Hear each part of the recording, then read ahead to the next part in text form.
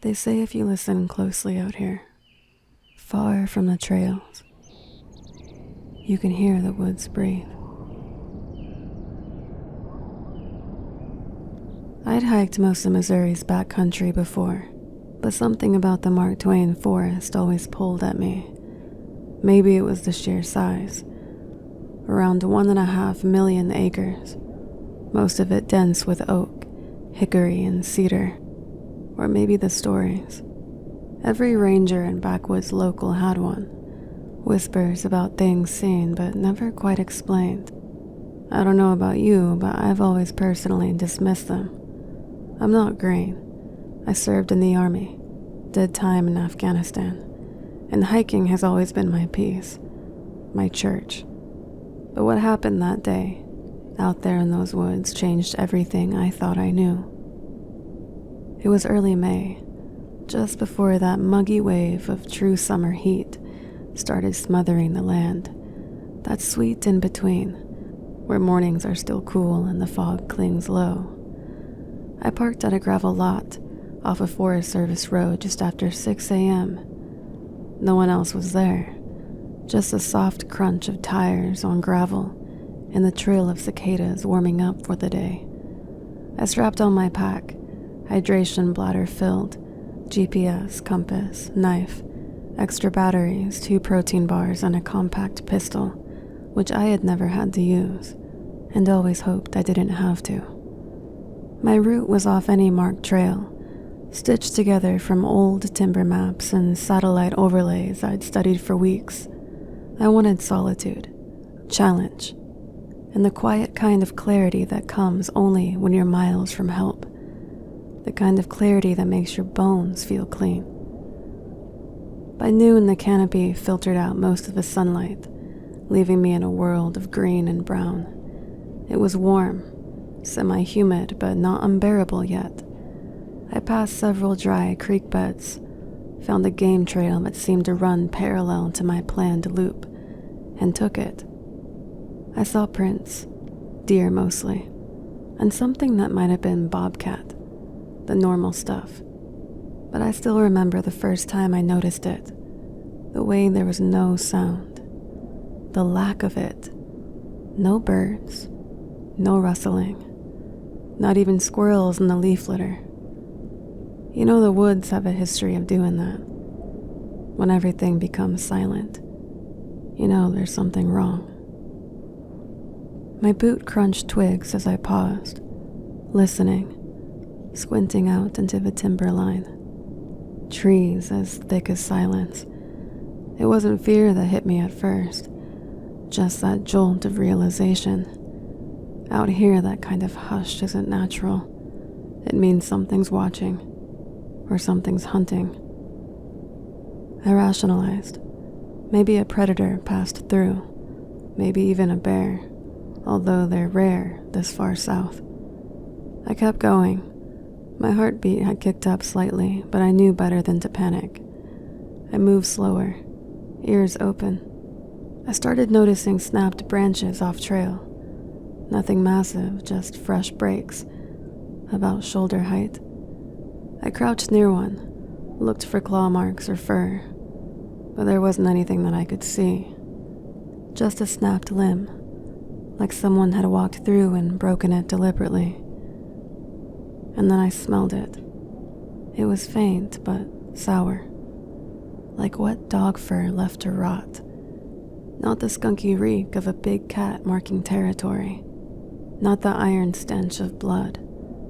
Just wrong. I covered my nose and moved on. But the air had changed. It was heavier. Denser. The forest felt all too close. Sometime around 3 p.m., I heard something behind me. Not the distant thump of a branch falling, not the snap of a single twig, but the subtle crunch of weight on earth. It was measured, intentional. I stopped dead in my tracks, crouched low behind a downed log and waited. It was about 40 yards back, in the thick brush just off the game trail. I scanned with my small pair of binocs, slow and deliberate. And then I noticed something. There was a shape.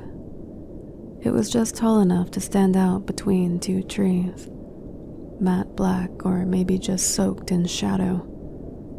No visible features, no fur, no face, no reflection. But it was most certainly there, and it was stock still. Now I'd seen bears. I'd had a run-in with a moose up north that damn near ended me. I don't rattle easy, but this didn't move like no animal. It barely even moved at all. No shifting weight, no sound of leaves crunching, just stillness, and then almost quiet absence.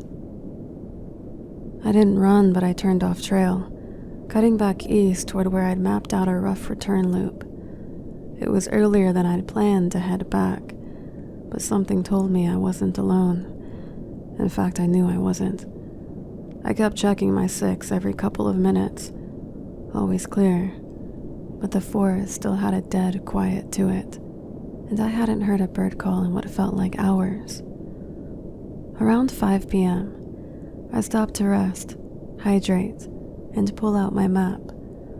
I felt exposed, like whatever I had seen was still near and watching.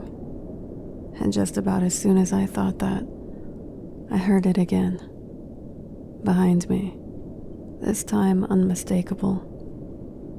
There was a creak, like weight, very slowly, settling onto a large branch.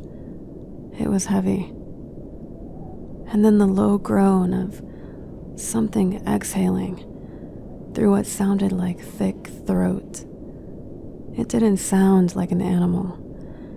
It sounded completely unnatural. I stood fast and turned. I estimated probably 50 feet away, past a ridge of rotting logs and underbrush. It stood. There was no mistaking it now. It was tall, maybe 7, 8 feet, wide. It was covered in something, what? I don't know. It wasn't fur, not cloth. And the way it moved, it was like it absorbed the light. I couldn't see eyes, but I knew it was looking right at me. And then my gut twisted in a way I've never felt before. I pulled the pistol from my hip. "I see you," I said aloud, steady as I could. "Don't you come any closer." It didn't move. I backed up, slow, stepping over a log and down toward a ravine I knew would loop me faster back to the service road. I didn't fire. I didn't want to test whether that thing even cared about bullets.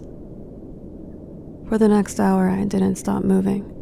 Not running, just brisk, practice hiking.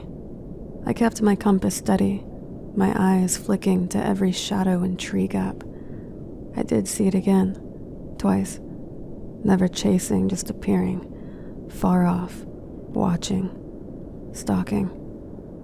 At one point, I noticed a crow lying dead on the trail. No blood, just lifeless. Like it had fallen mid-flight. I passed it fast, I don't know. My thoughts were a snarl of logic and disbelief. Could it be some sort of ill prank? Someone in a ghillie suit? No. No person moves like that. No suit could blot out the sun like that figure had. Maybe it was something from the stories, legends. I didn't even know what to think at that point. But it moved like a warning, and I was giving it what it wanted, whether that was a chase or leaving its territory. At 7:30, I finally caught a glimpse of sun bleeding gold through the upper tree line. I was close, maybe half a mile out. My legs were sore, but I didn't stop. Not until I finally reached my vehicle, alone and exactly as I'd left it. I threw my pack into the back seat and stood there. I was breathing hard and steady. The air was warm and heavy, filled with the buzz of gnats, distant frogs, and birds. It was normal again, and I took that as a sign that whatever had stalked me was gone, or back in hiding. I've thought back on this multiple times and always did wonder if I made the right decision, but I didn't report anything because I felt like I would only get strange looks or not be taken seriously. Hell, if someone told me that, I probably wouldn't believe them. But I know what I saw, and something out there saw me too. I haven't stopped hiking. I've hiked dozens of places since, but I haven't gone back to Mark Twain. Not just yet. Because that evening it didn't feel like I left the woods. It felt like I escaped them.